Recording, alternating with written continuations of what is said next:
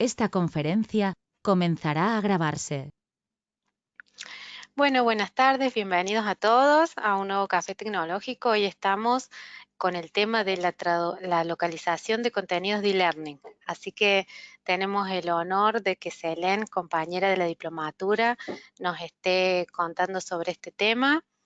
Eh, de entrada ya creo que es súper interesante y pertinente, así que espero que tengan muchas preguntas y bueno, a medida que vayan surgiendo, creo que no hay problema en que las vayan pegando en el chat y las podemos ir leyendo, ¿sí? Así que bueno, Selene, cuando quieras, me vas avisando para Bueno, pasar las diapositivas y yo te bueno, sigo. dale. Bueno, buenas tardes a todos. Muchas gracias, Paula, por invitarme a presentar. Antes de comenzar, quisiera hacer una pequeña aclaración sobre esta presentación. Propuse el tema de la localización de contenidos de e-learning porque me pareció un tema muy interesante, actual, vigente, como dijo Paula, sobre todo en el contexto de la pandemia, en el que muchos cursos, talleres, eventos se han tenido que mudar a un espacio de formación por internet. Además, este tema se enlaza perfectamente con el tema del módulo 5 de la diplomatura, de localización de sitios web, y también con el que acabamos de comenzar. Entonces, bueno, me pareció un tema muy interesante para tratar en el café. Lo planteamos como un espacio de debate y de construcción. Si bien tengo algo de experiencia en la localización de este tipo de contenido, no soy experta, así que cualquier aporte que quieran hacer durante la presentación será más que bienvenido. La información que les voy a presentar la fui recabando de distintas fuentes, de algunos artículos que me pasó Paula, y también incluyo algunas acotaciones y algunos ejemplos que yo he visto como traductora en mi práctica profesional. Así que bueno, espero que les resulte útil. Si querés, Paula, pasamos al tiempo. ¿Se ve el cambio? Todavía no.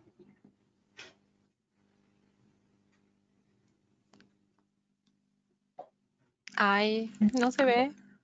No. Sí, la Ay, por misma. Dios.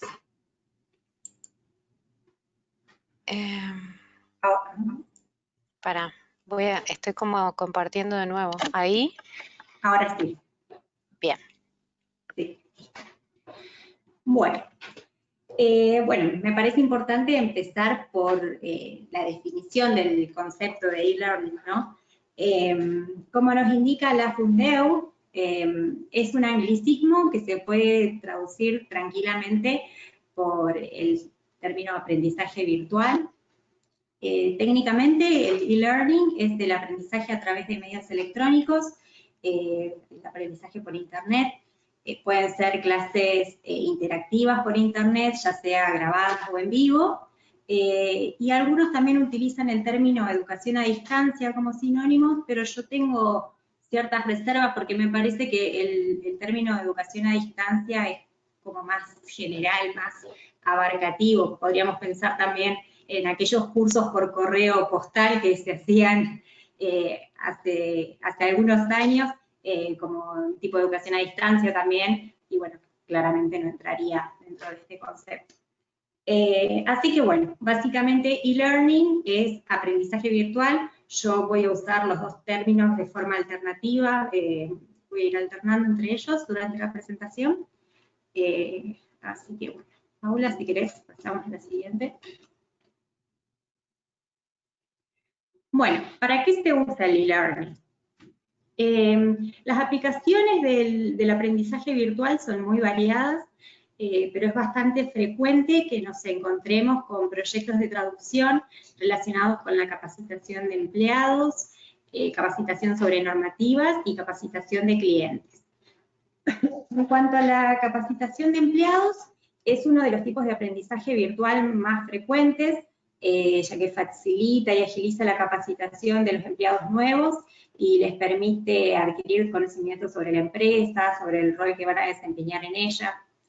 En cuanto a la capacitación sobre normativas, muchas organizaciones tienen que cumplir con reglamentos, leyes, directrices, y a través del aprendizaje virtual, los empleados se informan sobre ellos y sobre la repercusión que tienen sus trabajos y en la empresa. Puede ser, por ejemplo, sobre dignidad en el trabajo, sobre seguridad e higiene, pueden variar bastante las temáticas. Y en cuanto a la capacitación de clientes, muchos proveedores de software, por ejemplo, de equipos médicos o maquinarias, proporcionan este tipo de capacitación para que los clientes entiendan bien cómo funcionan sus productos y para que puedan aprovecharlos al máximo. Pasamos, si quieres, a la siguiente. Bueno, en esta diapo les presento algunos proyectos que nos podrían llegar a nosotros como traductores dentro de este ámbito, ¿no?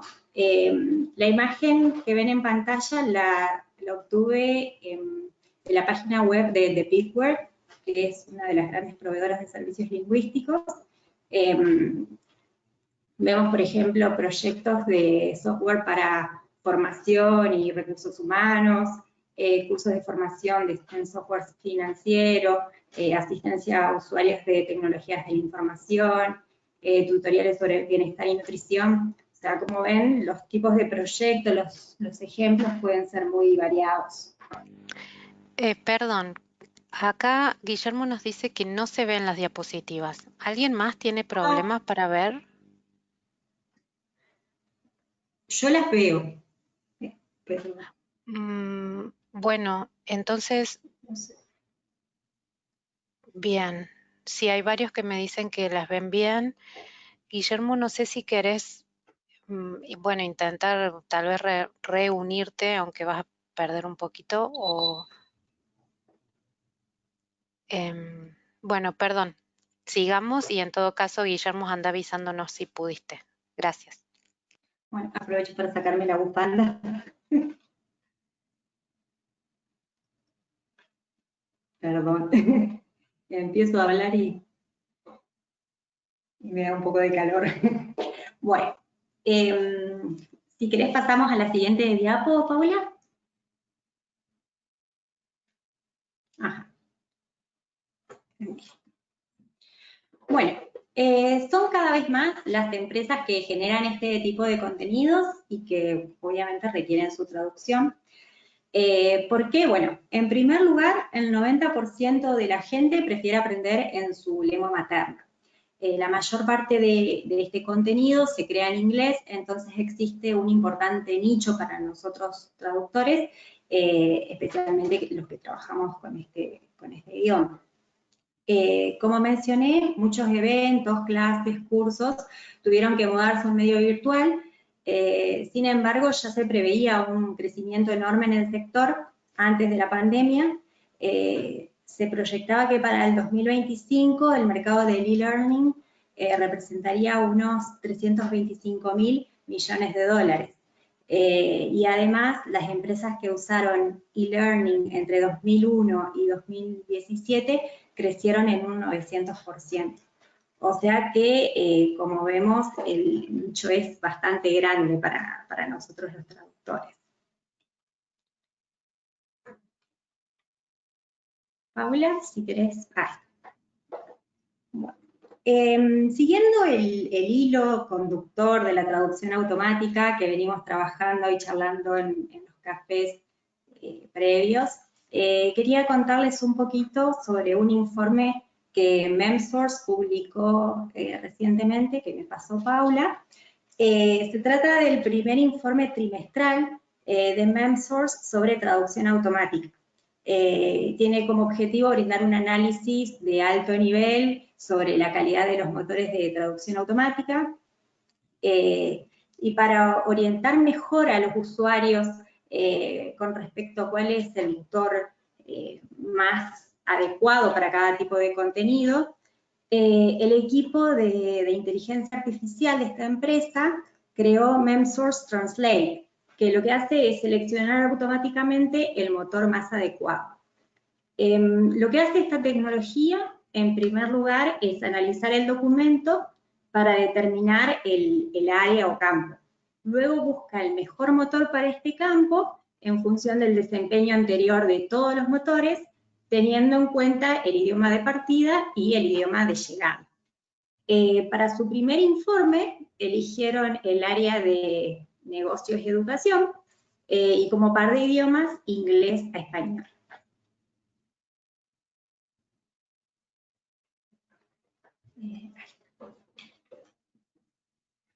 Bueno, en esta tabla que vemos en la pantalla, vemos la calidad de la traducción automática por par de idiomas. La tabla muestra el puntaje promedio de posedición para los 10 idiomas principales de MemSource, que son el checo, el alemán, el inglés, español, francés, italiano, japonés, portugués, ruso y chino. La posedición se basa en una escala del 0 al 100, cuanto mayor es el puntaje, menos posedición se necesitó. Pero como vemos, la calidad de la traducción varía bastante. Por ejemplo, en el par alemán a portugués hay un puntaje de 47, mientras que de español a italiano el puntaje es de 86. Donde ven la crucecita, significa que no había datos suficientes para darnos una estimación confiable. Pasamos, gracias.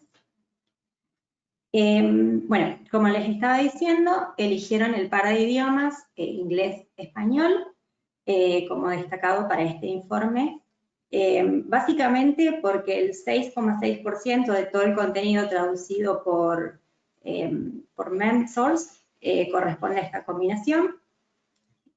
Por otra parte, eligieron el campo de negocios y educación porque el 13,5% del contenido que se traduce con la herramienta de inglés a español entraría en este campo, corresponde a este campo, y podríamos decir que la localización de contenido de e-learning entraría dentro de la categoría de educación y negocios. Fíjense que es un área con bastante demanda, ya que representa la segunda más traducida con la herramienta para este par de idiomas, y la primera sería la del sector industrial con un 17%.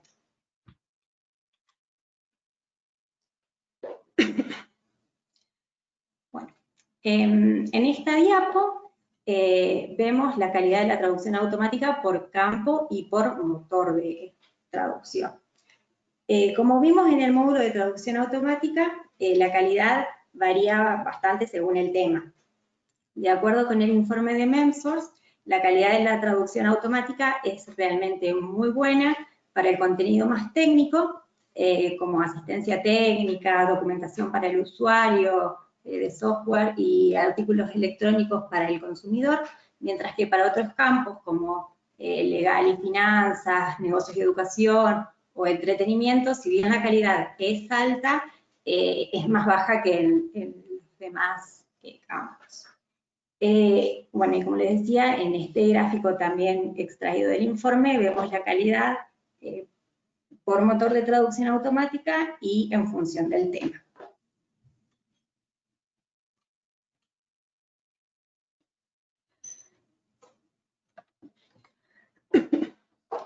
Bueno, en este otro vemos que al traducir un tipo de contenido en particular a varios idiomas, posiblemente se necesiten varios motores diferentes para lograr una calidad óptima.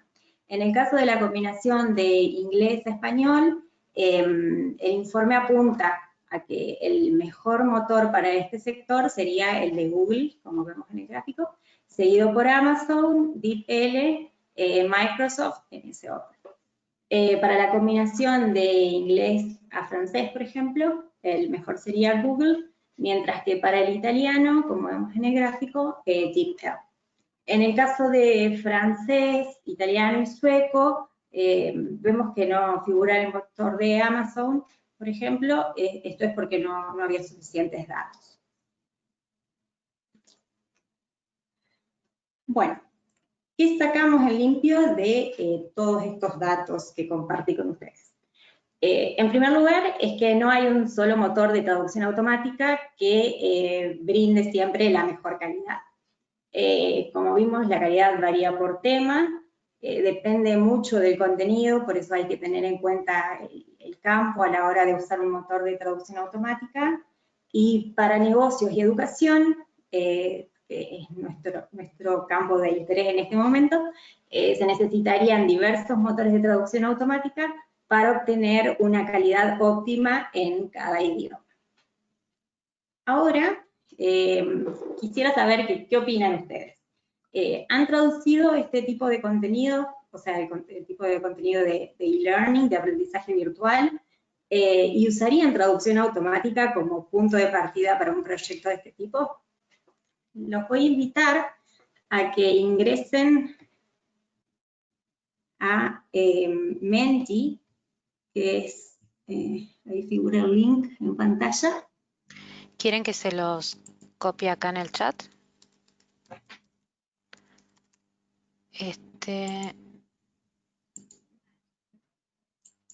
Ahí puse el link y voy a copiar el código que les pide. 73. Bueno. Y ahora, ¿querés que te haga presentadora para que vos muestres los Dale. resultados? Ajá. A ver.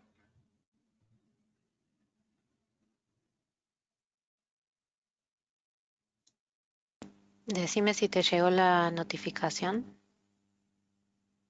Ah, recién llegó. Bien.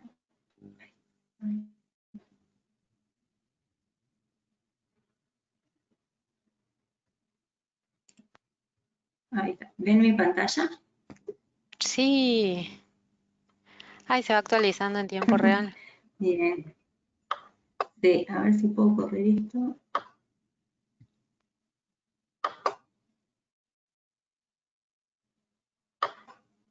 Ay, quisiera correr esto.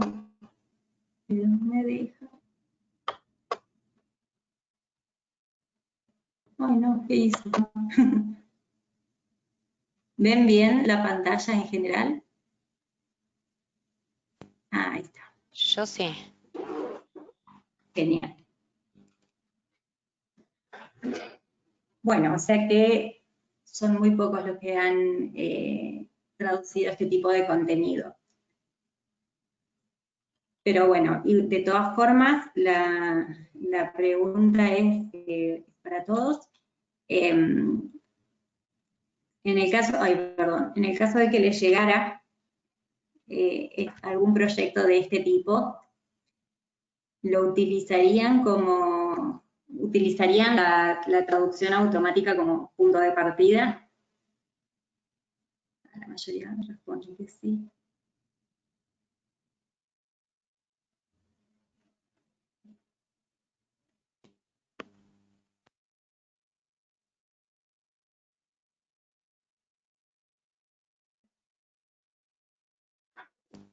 Es una tentación decir que sí. Yo estaba pensando, ¿y de qué sería el curso?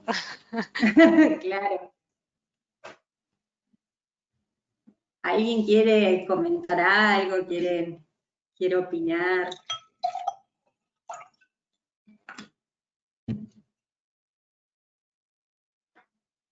Bueno, acá Luciana dice, depende, sí, claro, sí, pero depende del encargo. Muchos clientes piden transcreación para este tipo de contenido, Claro, supongo, ¿no?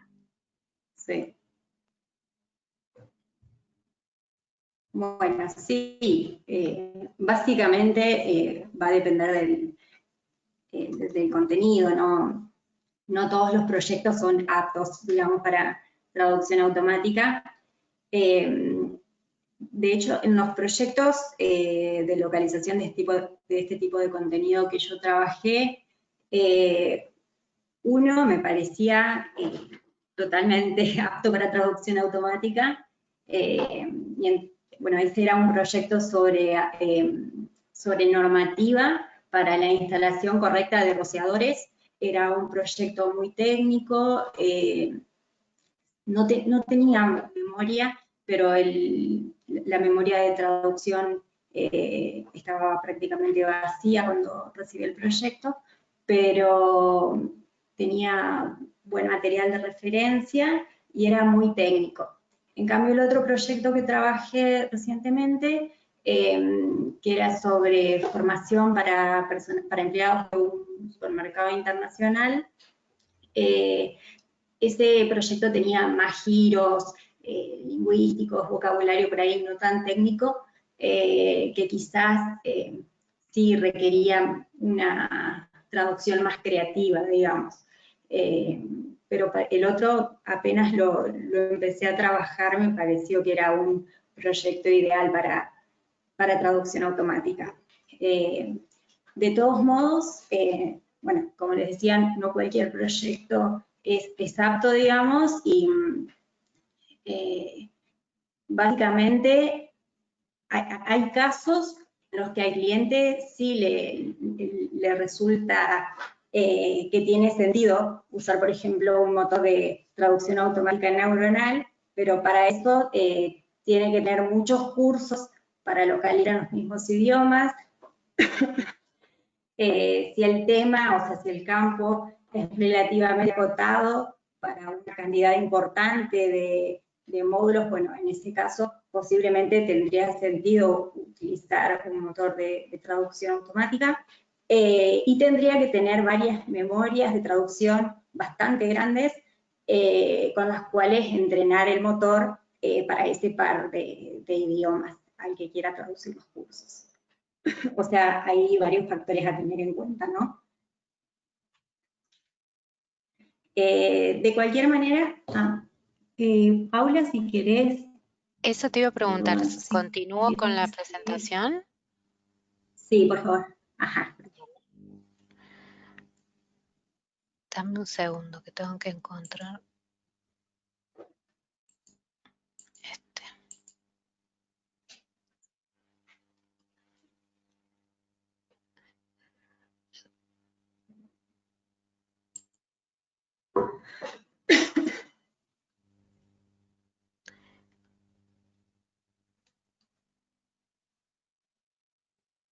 Bueno, eso me faltó comentarles, que ¿por qué usaría un cliente un motor de traducción automática? Bueno, básicamente porque representaría aproximadamente un 40% de reducción de costos y por otra parte también reduciría el tiempo de entrega en un 50% aproximadamente. Obviamente estos son valores estimativos y todo depende de la calidad del producto de la memoria, del motor de traducción automática. Pero bueno, básicamente son cifras que resultan bastante tentadoras, ¿no? Sobre todo para los clientes cuando por ahí tienen un presupuesto reducido. De todas formas, más allá de que un proyecto use traducción automática o no, hay varios aspectos que tenemos que tener en cuenta en relación con la localización de este tipo de contenido. En primer lugar, tenemos que tener en cuenta que el aprendizaje electrónico combina muchos subgéneros y recursos. Por ejemplo, en el caso del proyecto este que les comentaba que trabajé de normativa de colocación de rociadores, incluía muchas narraciones en off, es decir, hay una voz que iba relatando las diapositivas que se iban presentando en la pantalla, bueno, las diapositivas, había muchas imágenes, documentación adjunta de respaldo como documentos en formato de PDF, Word, tablas, varios videos anexos, bueno, y por supuesto la interfaz del usuario. Es decir, que el e-learning reúne varios tipos de texto y todos ellos requieren localización. Podríamos resumir entonces todos estos elementos a localizar como contenido escrito, gráficos de imágenes, elementos para la experiencia del usuario, que incluiría los botones de navegación, videos, elementos de audio y, bueno, obviamente las cuestiones que tenemos que considerar como las fechas, horas, direcciones, divisas, cuestiones más específicas, digamos. Paula, si querés. Gracias. Bueno, la guía de aprendizaje virtual de Global eLearning, que es una guía que me pasó Paula, recomienda una serie de tareas que deberían incluirse en todo proyecto de localización de este tipo de contenido, que si bien son cuestiones que debería tener en cuenta la agencia que nos encarga el proyecto, me parece importante tenerlas presentes para brindarle un mejor servicio a nuestro cliente y salvar también posibles errores o problemas de antemano. Esas tareas son las que vemos en pantalla y son revisar todas las fotos, ilustraciones y videos con un hablante nativo del país de destino, recomendar sustituciones, para cualquier contenido visual que pudiera ofender o confundir al público objetivo, revisar todo el texto en pantalla para detectar posibles problemas de traducción, como respuestas emocionales, humor, expresiones idiomáticas, seleccionar un talento de voz adecuado, considerando su sexo y también el tono de la voz, y proporcionar orientación al talento de voz para que logre captar toda la energía y el tono adecuados que espera el público de este curso que estamos por localizar. Si bien este listado que presento acá, hay tareas que por ahí nosotros como traductores quizás no nos competen, como por ejemplo lo de elegir el talento de voz, me pareció importante mencionarlas porque son tareas que un gestor de proyecto sí tiene que tener en cuenta a la hora de organizar este tipo de proyectos, ¿no? De todas formas, como traductores, por ahí deberíamos tener, o más que tener, prestar más atención a los puntos 2 y 3, los de recomendar sustituciones y revisar todo el texto en pantalla, por si acaso no se hayan contemplado en el paso de extracción del contenido, ¿no? O de preparación del proyecto.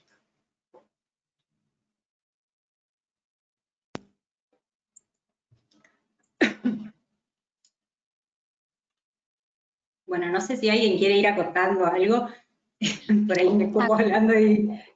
Mira, acá hay un comentario, si querés lo leo ahora. Dale. Acá Eugenio nos dice, en mi experiencia la traducción técnica especializada, y pone como ejemplo maquinaria agrícola, instalaciones petroleras, etcétera, no es tan sencilla para un motor como parece. Por lo menos no para uno genérico, suele armar bastante lío y no es tan sencillo de editar como se cree o se quiere hacer creer. Claro.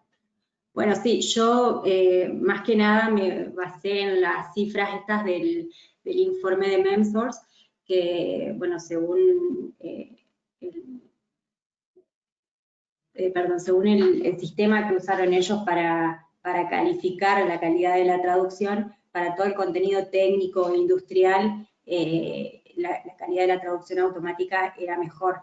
Pero la verdad es que no he trabajado yo personalmente con proyectos de este tipo en traducción automática.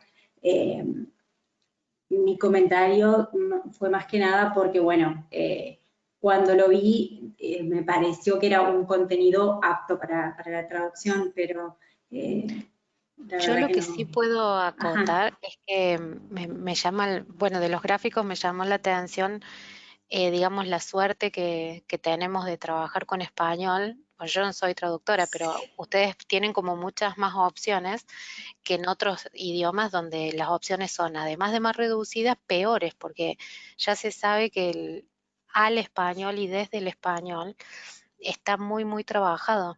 Entonces, en ese sentido, imagínate que si no es fácil para un idioma mayoritario, imagínate lo que es para los otros, ¿no? Y sin embargo, como vos decías, hay mucho volumen que es poseditado por, bueno, esta Sí. demanda de urgencia y de reducir costos. Y muchas veces, y lo hemos charlado en ocasiones anteriores, muchas veces esa reducción de costos se traslada parcialmente a la empresa, parcialmente al lingüista, y bueno, ahí es como que se van partiendo las diferencias. Y en esto de las urgencias. Hoy me contaban de un cliente que pide traducciones dentro de las 2 horas, un proceso de localización continua en el lapso de las 2 horas siguientes a la que llega el pedido. Así que imagínense, eh, ahí hay una gran tentación de usar traducción automática casi a cualquier costo, diría yo. Claro. Bueno, no sé si alguien más tiene algún comentario en este momento o seguimos. Bueno, seguimos un poquito más. Bueno, bueno, acá en esta diapositiva vemos de manera simplificada cómo sería el proceso de localización de este tipo de contenido. Obviamente el proceso muchas veces coincide también con el proceso de localización de otros tipos de proyectos, pero básicamente podemos decir que lo que distingue a esto es la necesidad de una evaluación del curso y extracción del contenido para su procesamiento con las herramientas de traducción. Ese sería el primer paso. El segundo paso del proceso es lo que nosotros conocemos como TEP, o traducción, edición y proofreading o revisión. Acá en el gráfico figura solamente como traducción, pero englobaría los 3 pasos de esta etapa. Luego sigue la producción de subtítulos o locución, vendría a ser la grabación de los guiones ya traducidos, la reconstrucción del curso y finalmente la prueba de funcionalidad, revisión en contexto y por último la entrega al cliente. Me gustaría comenzar no por explicándonos el paso 1 de la etapa del proceso, sino centrarme un poquito en la etapa de la traducción y después igual vamos a hablar un poquito sobre la extracción del contenido y sobre el control de calidad. Bueno, en cuanto a los desafíos del proceso, quisiera centrarme en cómo evitar posibles errores. Lo principal, lo fundamental, es contar con un texto fuente de buena calidad, claro está, ¿no?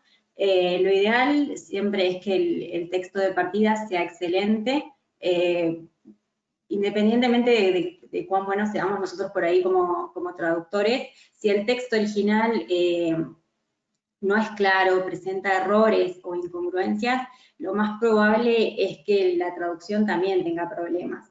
Por eso es fundamental que si observamos alguna incongruencia, algún tipo de error, en el original consultemos con el cliente para salvar posibles errores.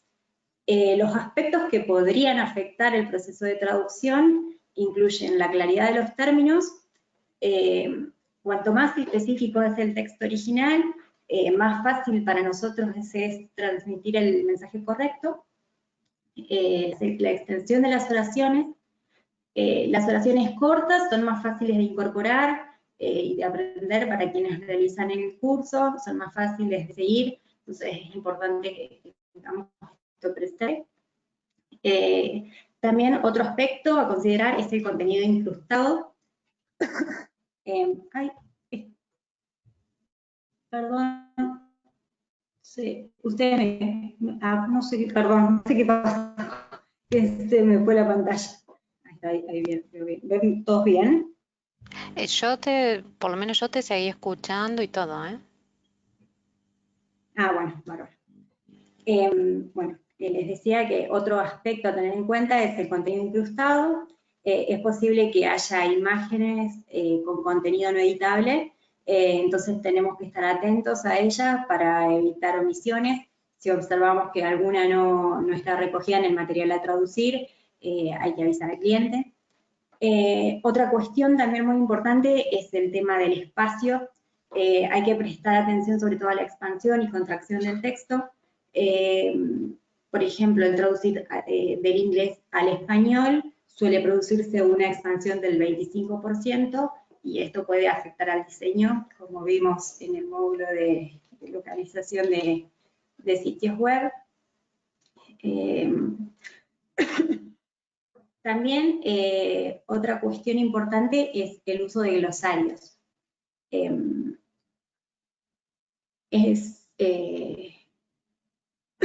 Perdón. Vengo hablando mucho y se me seca la garganta. Te iba a decir, vas a necesitar más agua. Sí, sí, me traje la botella.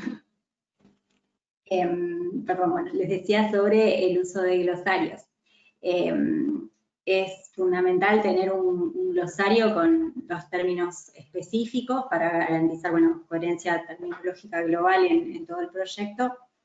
En el caso de los trabajos que yo hice, el cliente me proporcionó un glosario muy bueno, con todos los términos aprobados, pero bueno, esto puede pasar que esto no suceda, entonces en esos casos mi recomendación es que uno se vaya armando el propio glosario, para incluso después poder usar herramientas de control de calidad como Xbench o Verifica para garantizar realmente que hayamos mantenido la coherencia terminológica a lo largo de todo el proyecto. También es importante usar ejemplos universales y un tono neutro. Por ejemplo, cuando los cursos apuntan a un público internacional y amplio, es mejor usar un tono neutro y ejemplos más universales para ilustrar todos los conceptos. Si la localización va a un destino específico, es mejor usar un ejemplo más adecuado para ese público. Por ejemplo, hay que tener presentes que no todos los públicos se identifican de la misma forma con las referencias deportivas, por ejemplo. Quizás para nosotros un ejemplo sobre el fútbol sea mucho más representativo que un ejemplo sobre el béisbol. O si se está localizando para China, quizás una imagen sobre Navidad no sea tan representativa como una imagen sobre el Año Nuevo chino. Bueno, esas son el tipo de cuestiones a las que tenemos que estar atentos. Y también es fundamental tener acceso a todos los materiales de partida y hacer el curso, o sea, probarlo antes de traducir y mientras vamos traduciendo, no dejar de remitirnos a este material porque es fundamental para salvar posibles errores durante la localización. Si querés, pasamos a la siguiente diapo, Paula. Bueno, en relación con estas cuestiones que hay que anticipar, me gustaría mencionar un ejemplo de un aspecto de diseño con el que yo me encontré en uno de estos proyectos que les comentaba. Me pasó que en una de las diapositivas en cuestión, en realidad en todo el proyecto usaban en las diapositivas como subtítulo, digamos, este formato, como ven ahí en pantalla. Las frases se presentaban en dos líneas, por ejemplo, esa de Our Facility Storage Areas, y en la primera línea le aplicaban un color negro y en la segunda línea color rojo. A simple vista podría parecer que se está resaltando el concepto más importante de la diapositiva. De hecho, la diapositiva en sí se refería a storage areas. Entonces me surgió la duda de cómo tenía que proceder a la hora de aplicar el formato en la traducción. Mantenía el color rojo en el concepto más importante, que era áreas de almacenamiento, o, bueno, y en este caso invertía el orden de la asignación del color, o mantenía negro arriba y rojo abajo, pero cambiaba el concepto destacado. ¿Cómo manejamos este tipo de cuestiones? ¿Qué opinan ustedes? ¿Qué hubiese sido lo mejor? ¿O cómo se procede en estos casos? ¿Alguien quiere hacer algún comentario, aportar algo? Ay, yo te estaba por preguntar cómo había resultado, pero no cuentes todavía. No, no, a ver. Perfecto. Acá Ana Laura nos dice consultar al interesado. Ajá. ¿Algo más que quieran? Sí, es. Y el, no sé, como para tener una idea más amplia, Ajá. porque esto no era la primera vez que te aparecía, era como Bueno, había cierta consistencia como para poder copiar algún claro. patrón o... Bueno, de hecho, así lo resolví finalmente, porque al mirar todo el curso me di cuenta que en realidad no estaban resaltando el concepto más importante, era una simple cuestión de diseño de poner la primera línea en negro y la segunda línea en rojo. Ah, Mi mira. primera impresión fue que estaban resaltando la palabra clave, digamos, de la diapositiva, pero no era el caso. Entonces, por eso quiero destacar la importancia de hacer todo el curso, de ver cada elemento en su contexto, porque eso nos va dando pistas sobre, bueno, sobre cómo aplicar las etiquetas, cómo manejar este tipo de situaciones. Claro, si no me hubiese dado cuenta al ver todo el curso, la respuesta hubiese sido consultar con el cliente, claramente, para ver si mantenía igualmente la asignación del color como estaba en el original, o si destacaba el concepto más importante, a pesar de que eso implicara invertir el orden de los colores.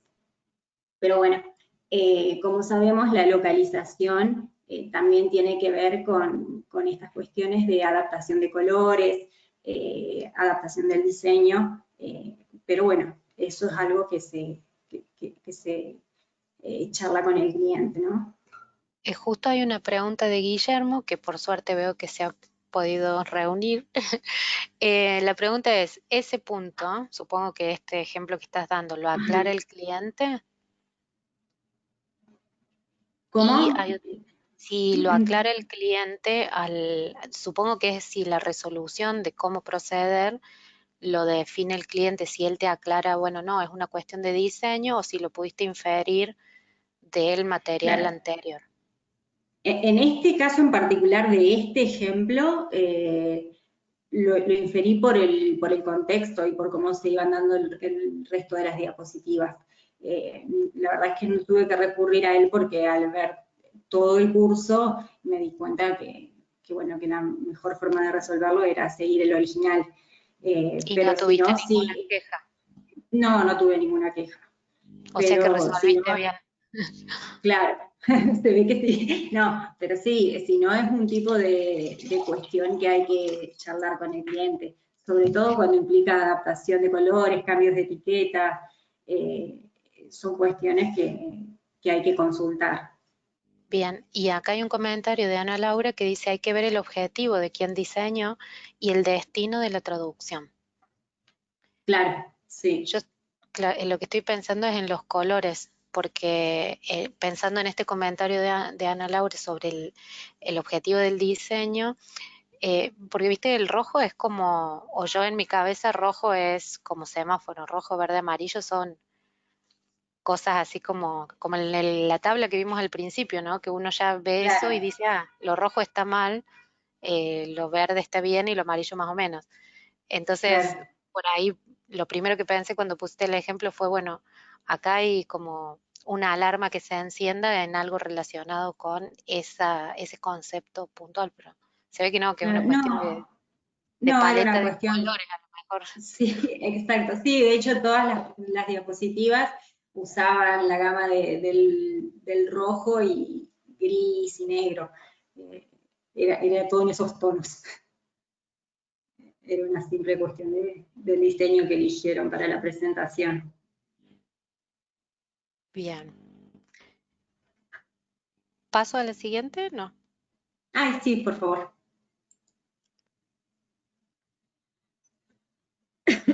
Bueno, ahora volvemos un poquito al primer paso del proceso de localización, que sería la extracción del contenido.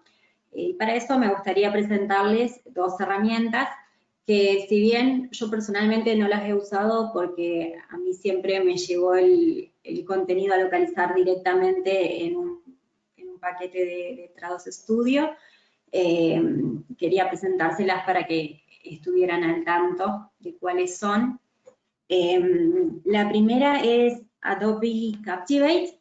Es una herramienta que se usa para generar el contenido de e-learning y que puede crear el contenido en formato Small Web Format o SWF, o también en HTML5.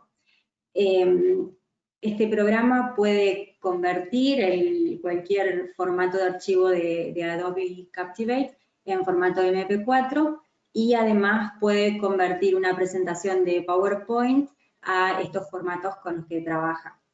Lo interesante de esta herramienta es que le permite al creador exportar todo el texto que se encuentra en el curso a un documento de Word. Se genera un Word con varias columnas y el traductor puede incorporar su traducción directamente en ese archivo. Muchas veces igual lo que se hace es este archivo de Word se traduce con alguna herramienta de traducción asistida por computadora. Y bueno, y una vez traducido todo el contenido, se reimporta en Adobe.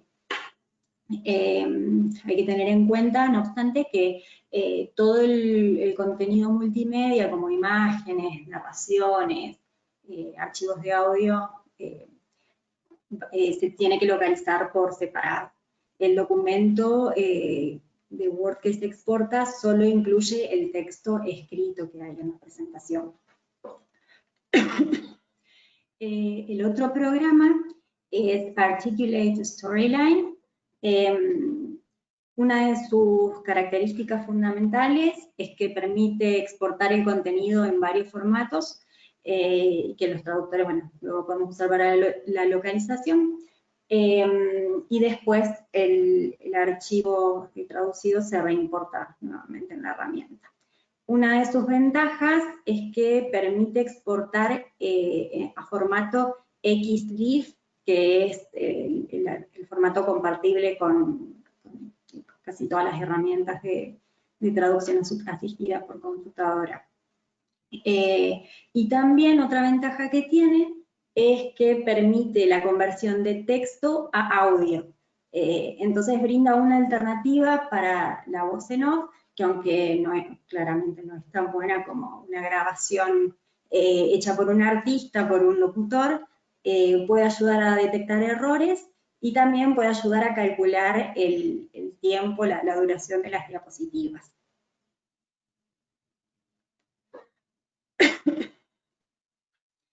Bueno, y finalmente el control de calidad. Como vimos en el módulo de localización de páginas web, el testing es una etapa muy importante de todo el proceso de localización. Incluso como traductores, un cliente nos podría solicitar que hiciéramos un control de calidad global del curso y que lo controlemos desde el punto de vista de un usuario, desde su perspectiva. Al igual que en el caso del control de calidad de los sitios web, los tres aspectos fundamentales a evaluar, a observar, son el contenido, el diseño y la funcionalidad. Bueno, en el caso del contenido, el lingüista tiene que controlar que no haya errores de ortografía, de gramática, de puntuación, que no haya dobles espacios, que el vocabulario sea coherente. También tiene que controlar el audio y que haya una coherencia entre la terminología que se escucha en el audio y la que aparece en pantalla, por ejemplo. También hay que controlar que no hayan quedado imágenes no editables sin traducir. Y en cuanto al diseño, perdón, y en cuanto a la funcionalidad, el traductor tiene que controlar que todos los enlaces funcionen bien,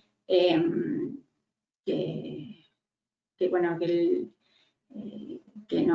los vínculos funcionen, y con respecto al diseño, también hay que controlar, además del contenido y la funcionalidad en cuanto al diseño, lo que hay que controlar es sobre todo el tema de la contracción y expansión de texto que ya había mencionado anteriormente. Los colores. Se me ocurre una pregunta. También habría Sí. que fijarse un poco en los distintos dispositivos, ¿no? Viste que Claro. por ahí a mí lo que me pasa, que es una pavada, pero qué sé yo, ves algún videíto, no sé, en Twitter y rotas el teléfono y se corta el video o deja de reproducirse o no te entra en la pantalla. Por ahí esas Claro. cosas, una de las ventajas del e-learning que te venden es que Sí. lo puedes hacer en cualquier lado con cualquier dispositivo, pero claro, el contenido que Sí. vos propongas también tiene que tener la misma calidad en una notebook que en una PC, que en una tablet y así, ¿no? Eso. Tal Parece cual, que sí. Sí, creo que eso también se tiene que controlar en la etapa de control de calidad. Justamente ver que el curso se adapte a los distintos tipos de dispositivo y que se vea bien.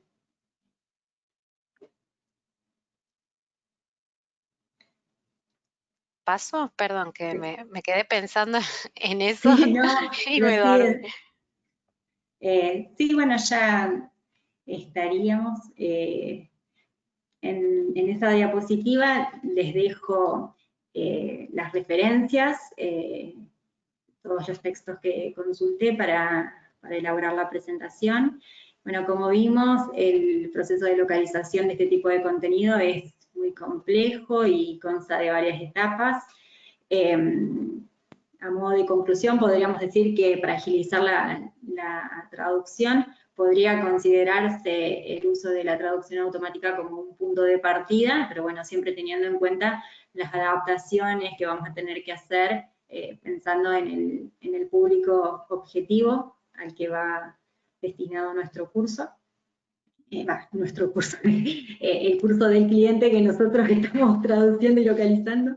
Y un poquito pasa a ser nuestro, Sí, ¿no? Cuando ustedes sí, por trabajan con el supuesto. material es como que te lo apropias un Sí, poco, incluso no sé si te ha pasado de terminar medio entendiendo el contenido del curso, como sí, aprendiendo de por lo que vas supuesto. traduciendo. Sí, sí, termina pasando eso. Eh, Así que bueno, no sé si quieren hacer algún comentario, quieren contar un poco sobre la experiencia que han tenido ustedes en el caso de haber trabajado con este tipo de proyectos o con otros, algo que quieran comentar. Yo por ahí lo único que, bueno, si alguien tiene alguna pregunta o comentario lo va poniendo en el chat. No, yo lo que me quedé pensando es que cuando, no sé a vos si te parece que hay como dos vías en esto de localizar un curso, porque viste que una cosa es el contenido y por ahí Sí, otra cosa es el lugar donde se aloja. Ponerle, yo estoy pensando en Moodle, que es lo que usamos ajá, nosotros en la diplomatura.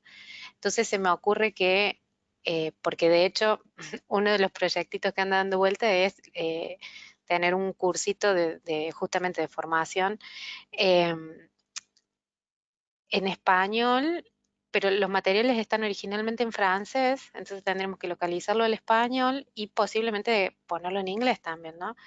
Y yo ahí claro. me preguntaba, ¿no tendré que también pedir que se le instalen las versiones localizadas de Moodle? Porque yo me imagino el usuario que habla francés y va a llegar a la página en español de Moodle y a lo mejor se da una idea de cómo entrar, pero toda esa parte que es el portal o el lugar donde se alojan los contenidos es como que tiene que acompañar, ¿no?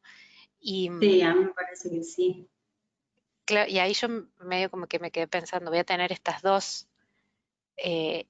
cosas, voy a tener que atender estas dos cuestiones para esta propuesta, ¿no? Entonces es Sí. como un poco más complejo, no es solamente el contenido, que por ahí yo por lo menos el primero que pensé en el contenido y después dije, bueno, pero ¿y dónde lo vamos a poner? Tiene que acompañar la plataforma también. Y Claro, ahí todo posiblemente, base a la experiencia del usuario, digamos, todo. Claro, Todos por eso tienen estaba pensando, ahí contenidos. posiblemente haya también alguna localización de strings de software. Suponete que justo el idioma este de Moodle no esté, bueno, habrá que localizarlo, ¿no? Yo Claro, supongo que sí, porque son idiomas mayoritarios, pero me parece interesante pensar como ejercicio también dónde va a estar alojado y quién lo va a ver, ¿no? Entonces, acompañar sí, al contenido con la plataforma y pensar en esto también de los dispositivos.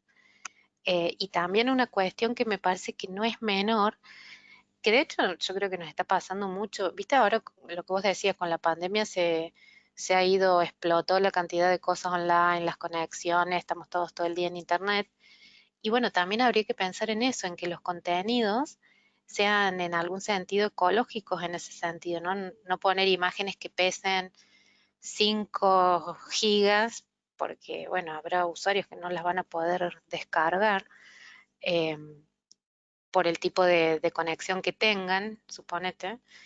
claro. Entonces hay como muchísima tela para cortar, ¿no? Si uno se pone a pensar en cómo sería localizar un curso, creo que hay un montón de aspectos a tener en cuenta dependiendo de cada usuario, que bueno, siempre es el objetivo es dar la mejor experiencia de usuario que se pueda.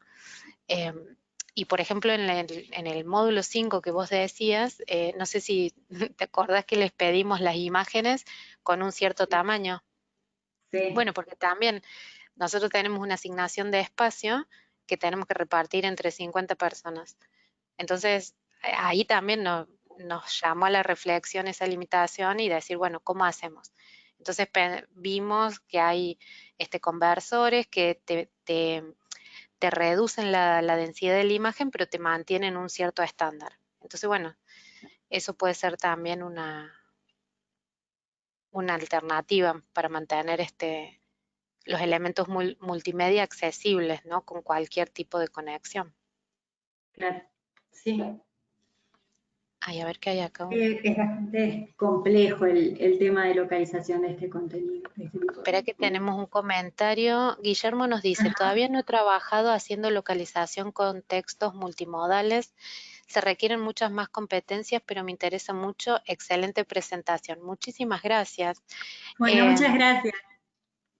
Vos sabés que sí, el tema de lo multimodal es, ahora justamente con esto de que estamos todos haciendo cosas online, es re interesante y lo otro que me hiciste acordar es cuando dijiste de la herramienta esta que te reproduce a través de un texto, te genera la voz.